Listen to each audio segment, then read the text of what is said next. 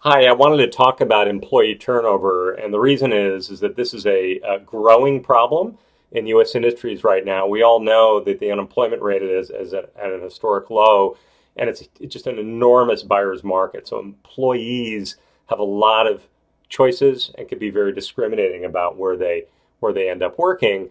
So what do you do about that? How do you address this issue? Well, it turns out that there are certain industries that are a little more vulnerable than others. One is industries in the blue collar fields, technology, healthcare.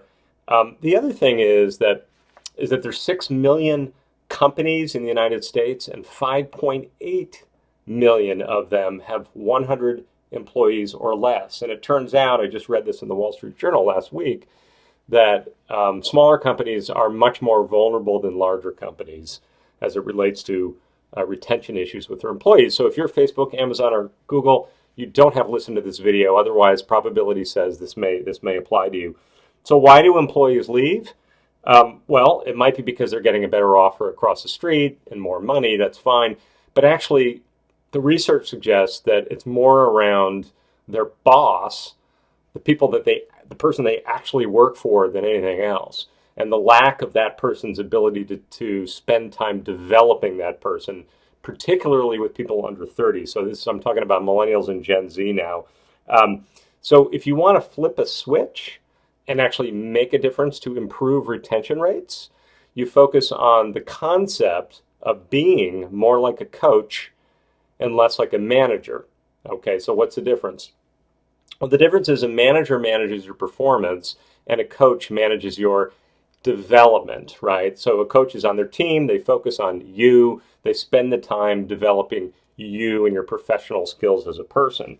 So what makes a great coach? Well, three things. Number one, don't be vague. Now, I'm a Generation Xer, and I'm used to boomers being vague with me in terms of directions, but millennials and Gen Z don't like vagueness. Okay, you need to be very specific. Timelines, goals, activities, all that stuff. Lay it out for them. Be specific, don't be vague. Number two, give them feedback every day.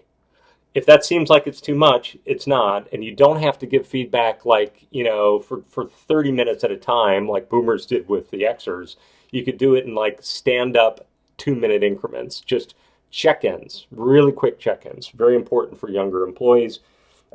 Number three is look out for them as people, right? I mean, just get to know them and consider their well being. They want managers that are thinking about the whole person, not just the productivity that they're creating that day. So, okay. So, in summary, to reduce turnover, put your coaching hat on, take your management hat off, and I hope that was helpful. Thanks.